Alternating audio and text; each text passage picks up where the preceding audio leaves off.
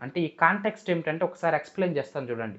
మీకందరికీ తెలుసు గాంధీజీ సహాయ నిరాకరణోద్యమాన్ని 1920స్‌లో ప్రారంభించడం అనేది జరిగింది. 1920లో.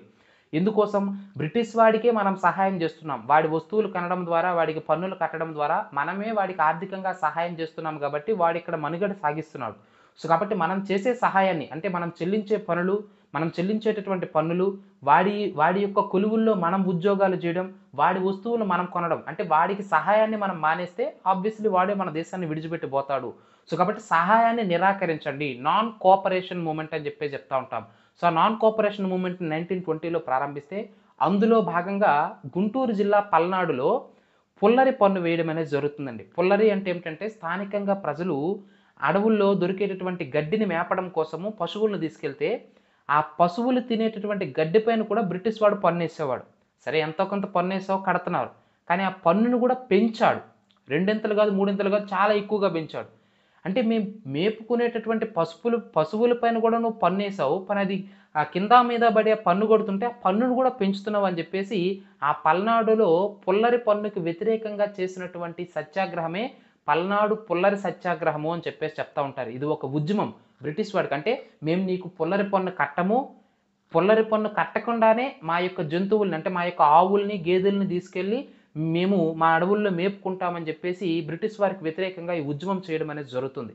మరి ఆ సమయంలో ఈ పల్నాడు పుల్లరి సత్యాగ్రహం ఎంతవరకు దారి తీస్తుందో, ఎంతవరకు వెళ్తుందో వాటిని పరిశీలించడం కోసము ఆంధ్ర రాష్ట్ర కాంగ్రెస్ సంఘం వీళ్ళిద్దరిని పంపిస్తుంది. ఎవరిని?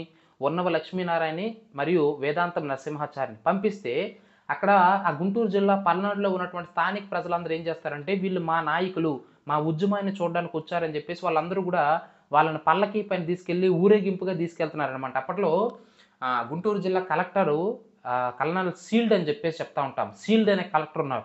ఆ కలెక్టర్ దగ్గరికి వీళ్ళిద్దరిని కూడా మోసుకొని తీసుకెళ్తున్నారు. ఉన్నవ లక్ష్మీనారాయణని, వేదాంతం నరసింహాచారిని.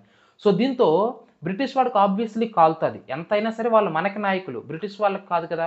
సో, ఇలా మన నాయకులను ఊరేగింపుగా తీసుకెళ్ళడం వాళ్ళకి బ్రిటిష్ వాళ్ళకి నచ్చక మరలా మన వాళ్ళని కొట్టడం అనేది జరిగింది. సో, దీంతో ఈ పల్నాడు పుల్లరి సత్యాగ్రహం ఇంకా పీక్ స్టేజ్‌కెళ్ళిపోయింది. అర్థమవుతుందా లేదండి? సో, ఏది ఏమైనప్పటికీ కాంటెక్స్ట్ ఏమిటంటే పల్నాడు పుల్లరి సత్యాగ్రహంలో భాగంగా ఉద్యమం యొక్క తీవ్రతను పరిశీలించడం కోసము ఆంధ్ర రాష్ట్ర కాంగ్రెస్ నుంచి గుంటూరు, పల్నాడు ప్రాంతాన్ని సందర్శించినటువంటి కాంగ్రెస్ నాయకులు ఎవరయ్యా అంటే ఉన్నవ లక్ష్మీనారాయణ, వేదాంతం నరసింహాచారి. ఇక్కడ ఆప్షన్స్‌లో వేదాంతం నరసింహాచారి ఇవ్వలేదు కాబట్టి ఇచ్చిన ఆప్షన్స్‌లో ఒక పర్సన్ ఎవరంటే ఉన్నవ లక్ష్మీనారాయణ అనేది కరెక్ట్ ఆన్సర్ అండి.